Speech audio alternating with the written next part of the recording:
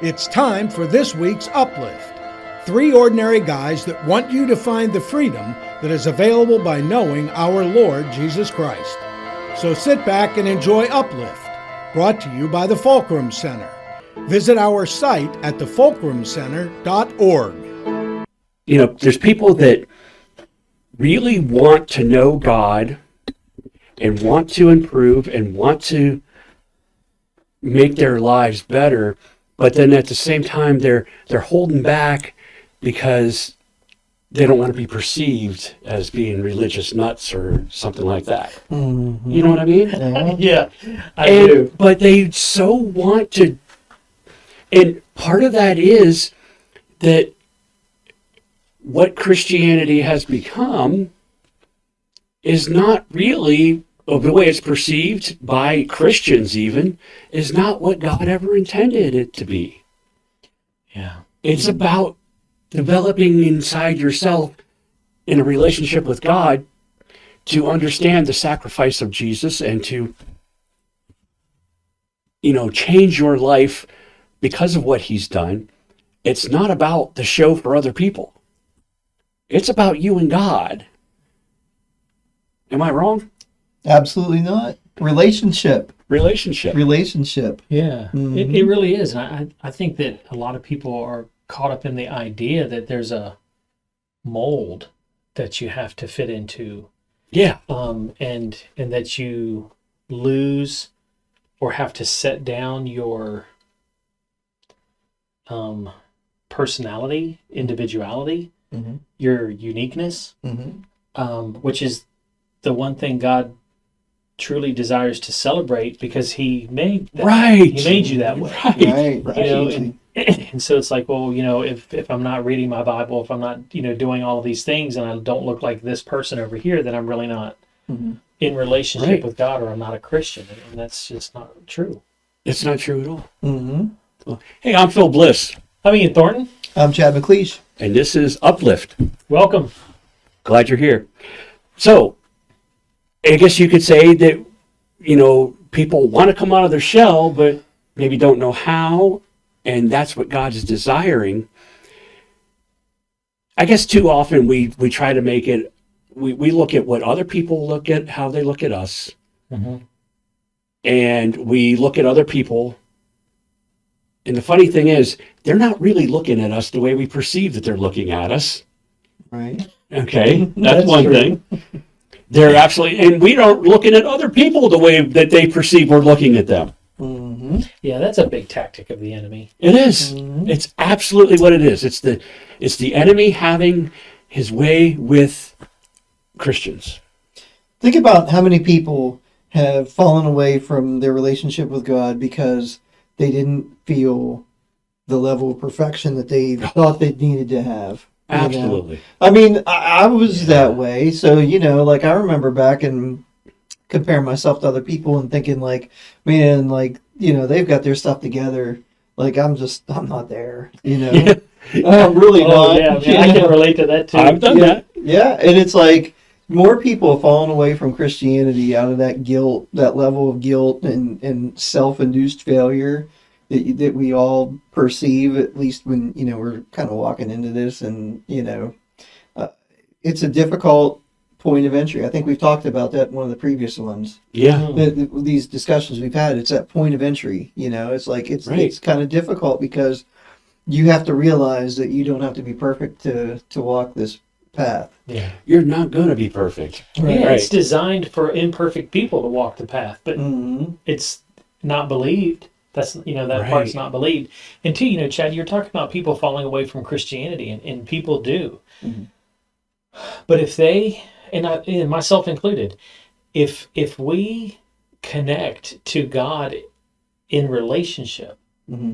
then that's what you're connected to. It's not Christianity. Mm-hmm. It's relationship. It's that one-on-one with God. I can look around at my relationships on a horizontal front and go, that relationship is more valuable because I don't have to be somebody else. Right. Mm-hmm. I can just be me, and these people accept me for who I am, and are there to help me move along. And that's God. God's right there with us. Right. He accepts us for who we are. We don't have to become something to engage him or to have a relationship with him. Just come. Right. And that's what the Bible teaches too. In It so is. many places, in so many ways, the Bible is teaching us Jesus paid the price. Accept that, believe that, and live with that. You don't have to work your way into a relationship with God. You don't have to work your way into salvation with God. You don't have to work your way into the kingdom of God. It is given to you. Now live within it and work. Yeah. Yeah, how many of us really try to feel like we have to work our way into it? Yeah. We have to earn it, Yeah. I need to do this, I need to do that, I need to. And it's like, no, it's just a way of life. It's a lifestyle. It is. It's just who you have a relationship with. It's just like, who are you friends with? Who do you choose to be friends with? Who do you choose to spend your time with? And how do you choose to spend your time? Well, you just give your time to God. Anytime you have your issues, your problems, your praises, you give those to God, and it's a lifestyle choice, and it really is kind of simple when you think about it. It really is. But we make it so difficult sometimes, or we're tempted to make it difficult. There you go. Yeah, I love the way you put that, because even in those, what you were talking about, Chad, I found myself going, okay, well, I really ought to do this because, in the back of my mind, I'm thinking, well, that'll make God happy with me. And you hear this chatter in the back of your head that's just like, well, you need to. And there's times too when I've talked to my own kids, because there's times they want to help, but you can tell that there's a little bit of deeper motivation in wanting to help me or to help Julie do something, and it's if I do, then you will approve of me. And it's one of those things that as a parent, you can look and see and go, we have got to break that. Yeah. At the same time, I'm wanting that to break with my child.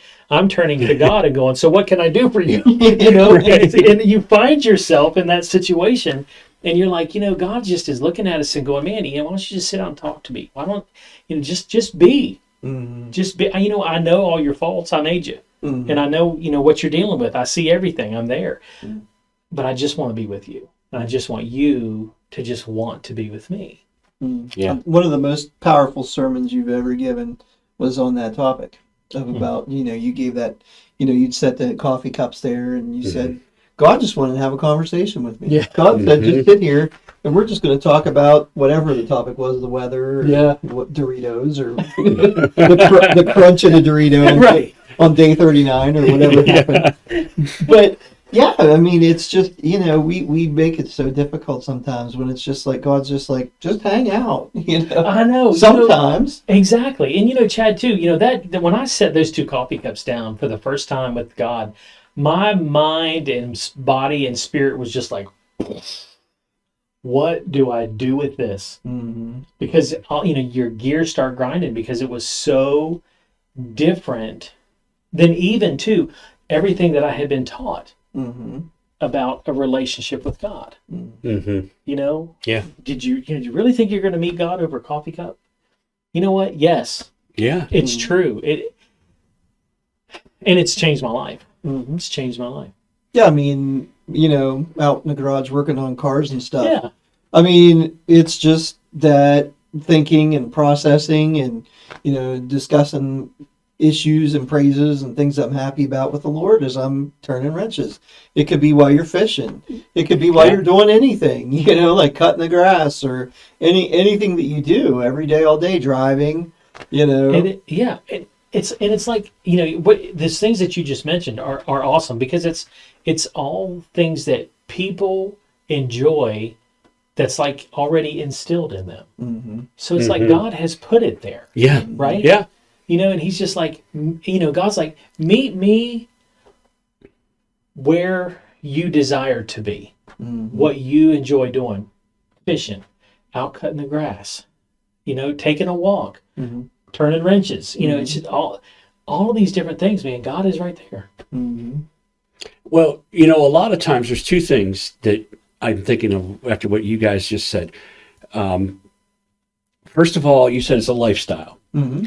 And when we say the word lifestyle and we put the word change on the end of that, people always just scatter. Oh, I can't change my lifestyle. I can't do this.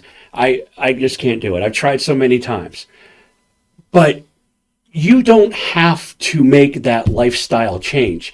It will happen for you as you get closer to God. When you try to make that lifestyle change, yeah, you're going to fail. But as you say, I want to get closer to God. I want to be involved with God. I want to have a relationship with God. It happens. It's nothing we do. Right. God is doing it.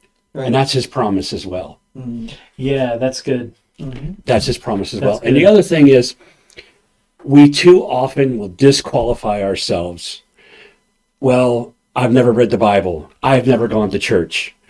Folks, I never went to church more than, in my childhood, maybe 6 or 7 times until the age of 24. Okay? So if anybody was disqualified, right here, this guy That's right. was disqualified. Okay? Never read the Bible all the way through until I was, I think, 30. Yeah, 30 years old. Again, you want to disqualify someone right here. Okay? I know both these guys read the Bible before that, all the way through. I know you have. So True. don't disqualify yourself because God is not disqualifying you. That's right. You know, we can look through Google and find all kinds of people that started ministries in their 60s or later even and became powerful people in the community. It can happen. You don't ever disqualify yourself because you've never done something. That is not God. That is the enemy trying to derail you and keep you. I don't care what you've done, what your past is. We can compare notes and you'll say, whoa, and you became a pastor? Yeah, because God qualified me before I ever disqualified myself. And he's qualified all of you. And you know, sometimes it doesn't have to be this big elaborate thing. It never has to be this big elaborate thing. Right. I mean, God can sometimes take some people and make it to be a big elaborate thing. No. An author, and, you know. But I mean, seriously, it's like a lot of people. You know, my great grandmother. So true. My great grandmother. I look at her all the time. She never traveled. She was very old fashioned. She was just a very, you know, she was a rock of faith for all of us.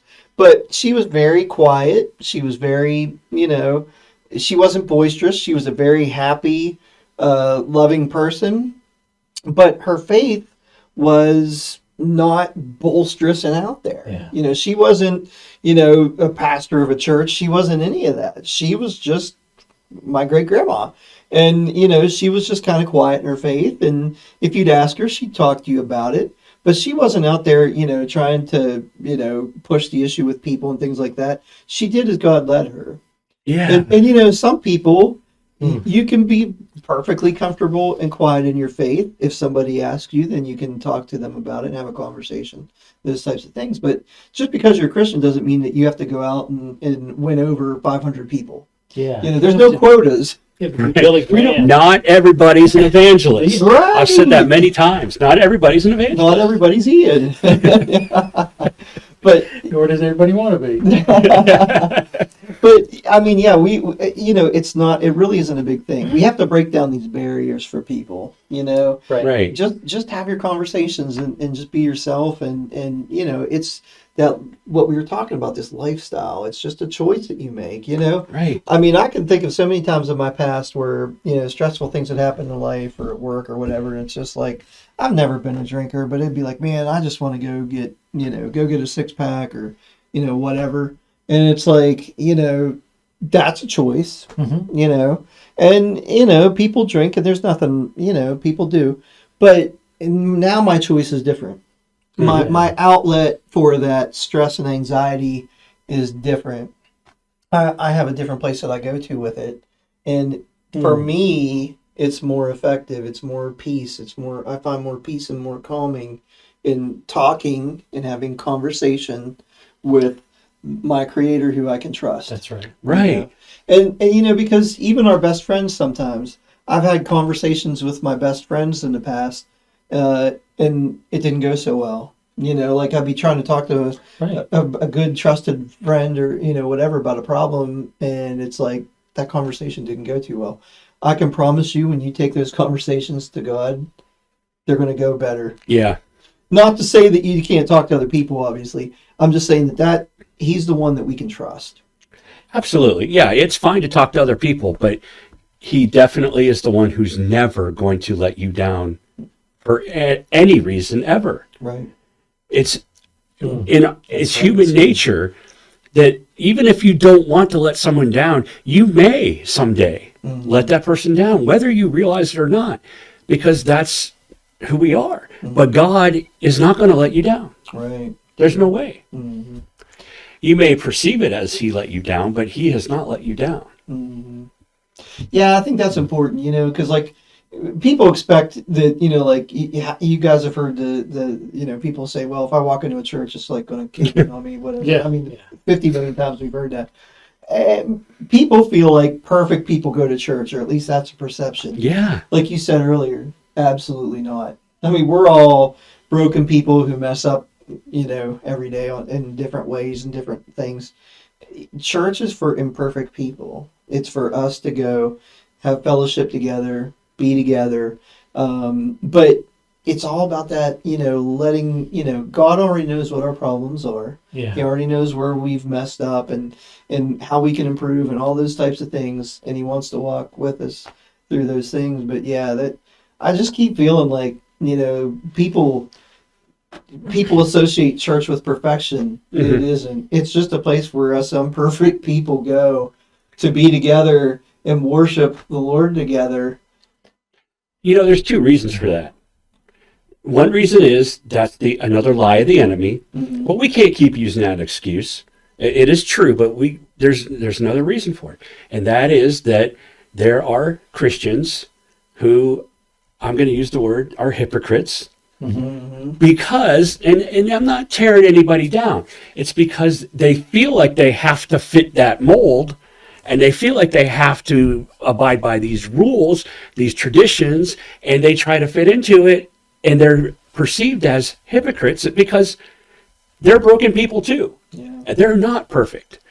Okay? But when you're trying to be that, and you're kind of disconnecting from God, you're trying to please people on earth instead of the Lord in heaven, you're going to fall short, and people are going to see it. And then they're going to say, well, church isn't for me. But you know what? It's not about church.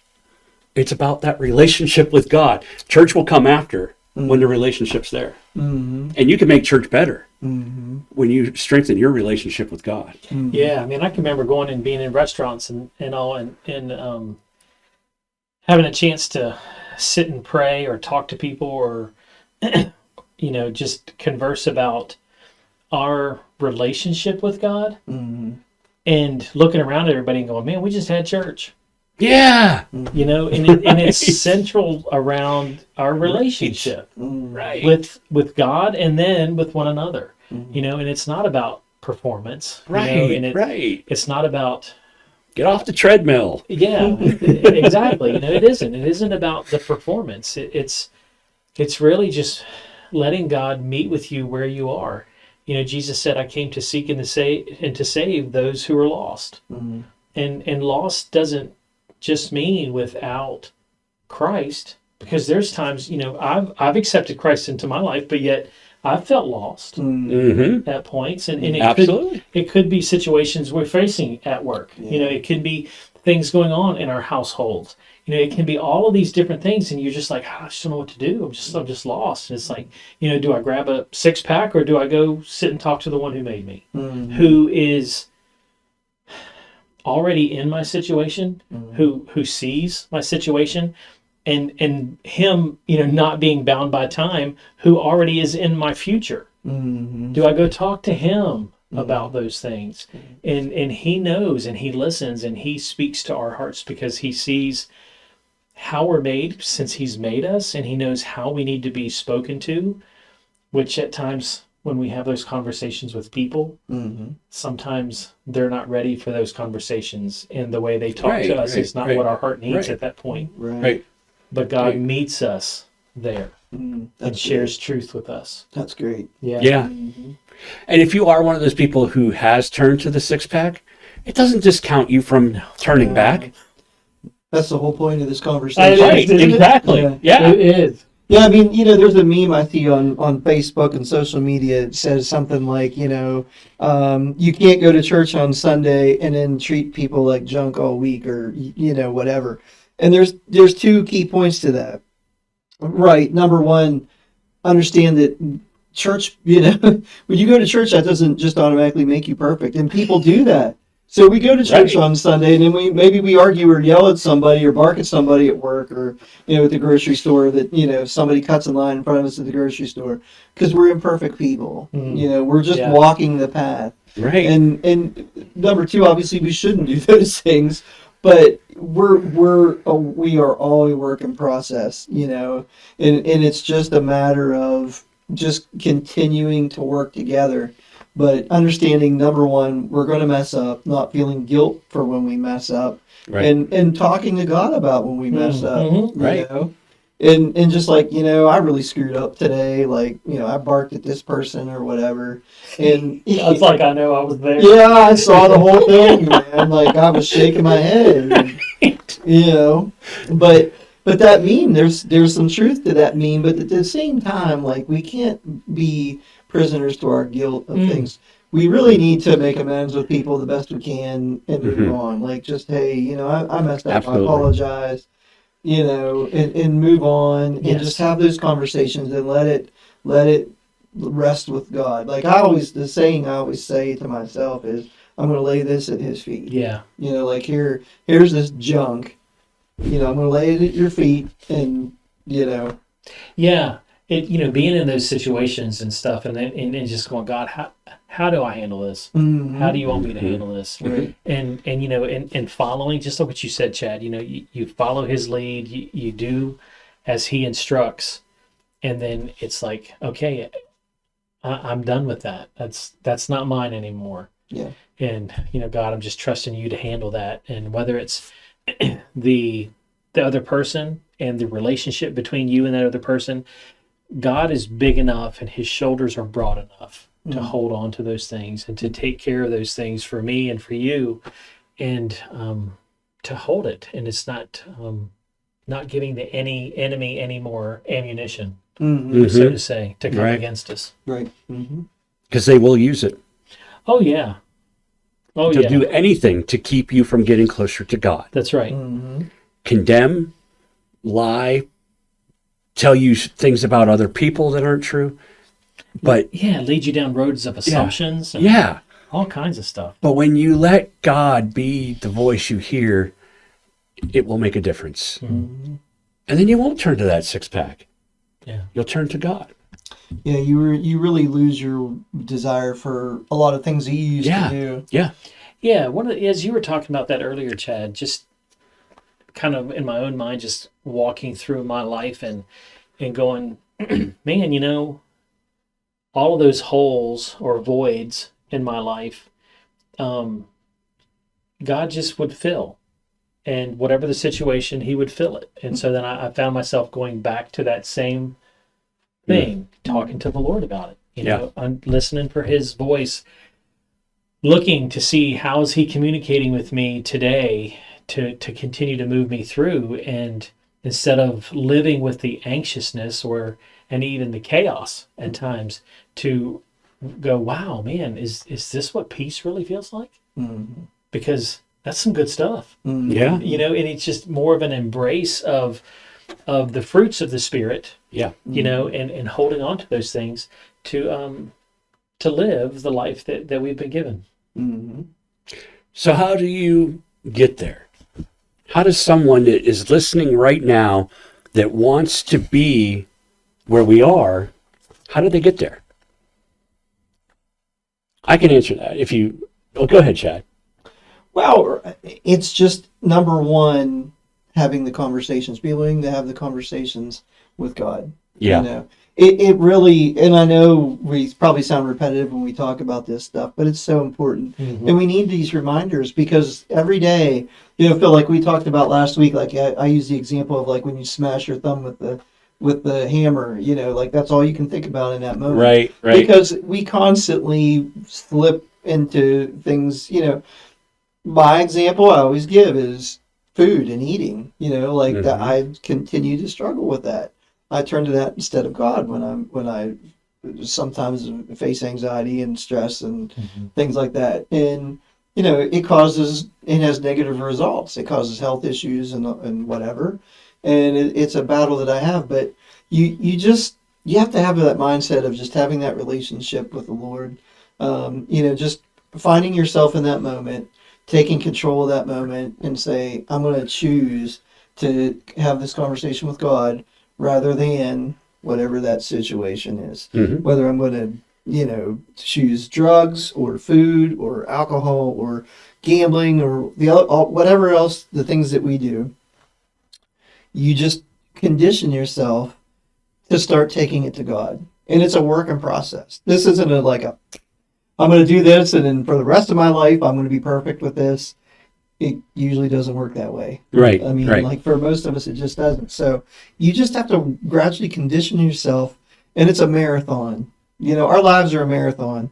So you just, and it starts with one step. It really does. You just have to take that first step and then continue to take steps. And if you get off the path, get yourself back on the path. And, because it's worth it. I'm sure you guys are definitely. Oh, yeah. Definitely worth it. Oh, yeah. There's nothing better. There's no drug. There's no food. There's no alcohol. There's no gambling, whatever, that's going to give you true fulfillment. Like having that relief, that peace, that release of the stress and anxiety that we all face, than having that relationship with God. Yeah, that's good. There's a song, a band called Cavemans Call. Mm-hmm.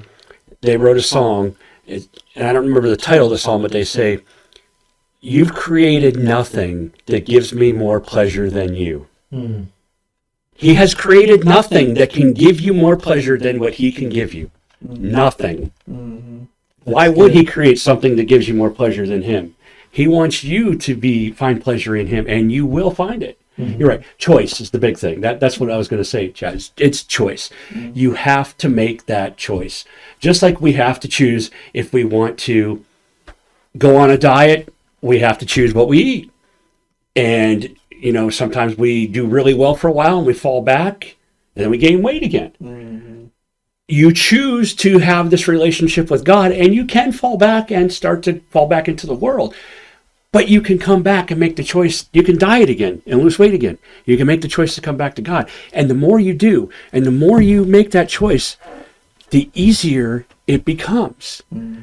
The more you daily devote your life to God, God is devoting himself to you, and you'll see the balances change where it'll be balanced, and you won't be falling back. You won't be not praying, not reading the Bible, whatever it may be. Because God is going to change you without you even realizing it. Mm-hmm. It's a natural progression. Yes.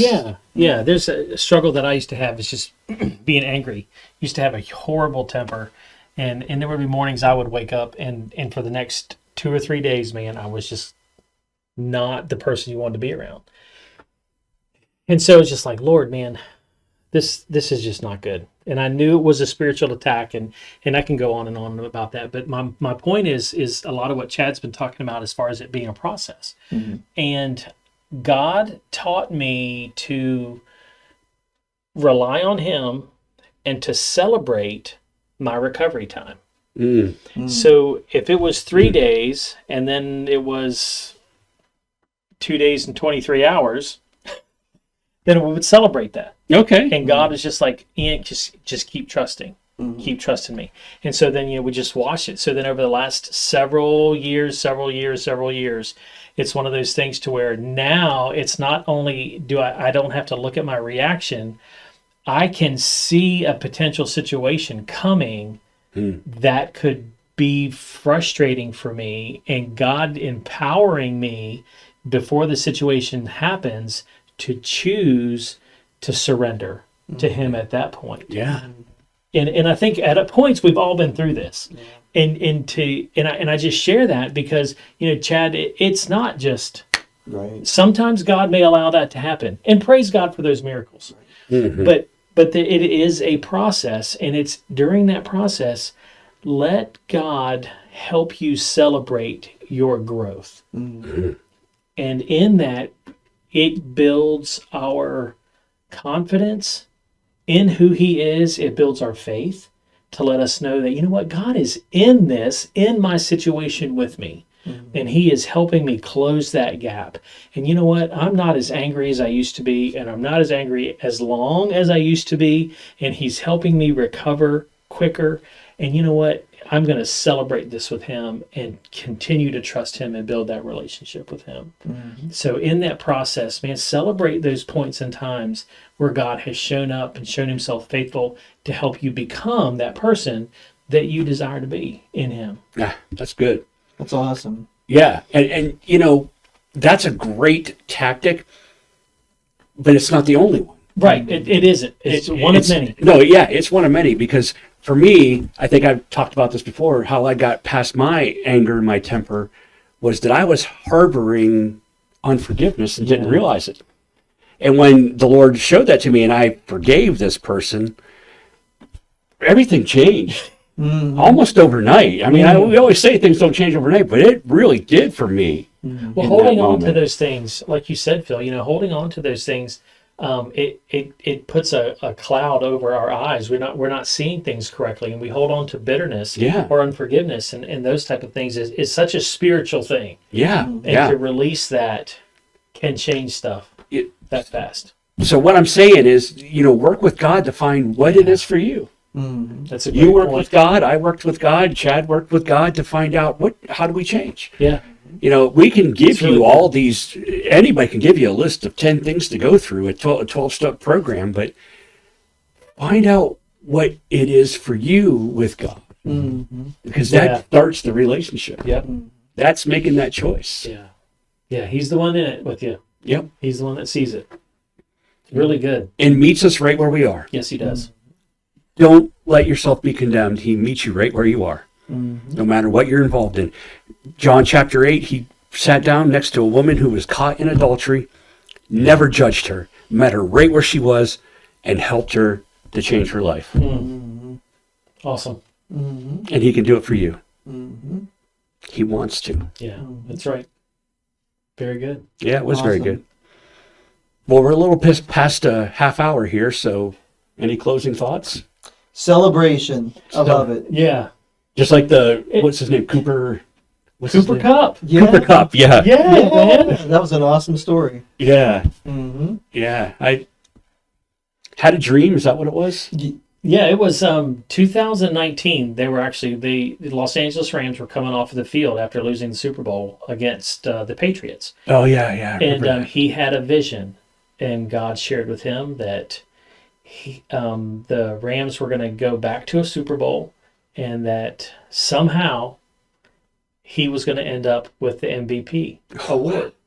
And so he went on to share that he had told his wife that story, and he's like, I can't tell everybody that, just right. people. But he told his wife that. At the beginning, yeah. Told his wife that story, and sure enough, that's exactly what happened on Super Bowl. Yeah, This past Super Bowl, and he won the MVP trophy. He deserved it too. He really did. And he's just so open, about his relationship with the Lord, and was very open and unashamed about it, and God has certainly honored him Absolutely. with that. So yeah, but he was certainly celebrating. He was celebrating a lot of fronts on a lot of fronts. Yeah.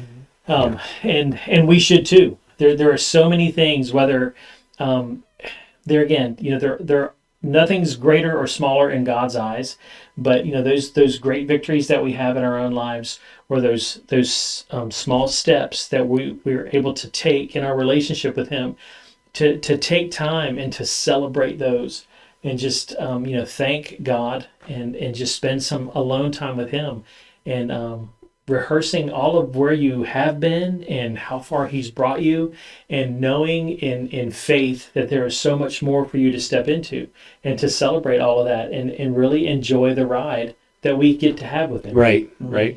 Yep. And appreciate the small things. Yeah. Absolutely, absolutely. So give us some feedback if you like the show that we've put on for you here, and let us know. Yeah, I would love to hear from you. Yeah. Let us know if there's something you want us to talk about too. We would love to hear about it. Yep. Phil at thefulcrumcenter.org, Ian at thefulcrumcenter.org, and cmcleish1@gmail.com. gmail.com. And that's CMCLEISH. Oh, I'm so proud. I'm going to celebrate. Yeah, it's a small victory. Small victory. Praise God, Phil spelled my name right. For years I spelled his name wrong. It just. But Awesome. That's great. Thank you, Phil. yes. Well, I love it. Great show tonight. Yeah, It yeah. was really good.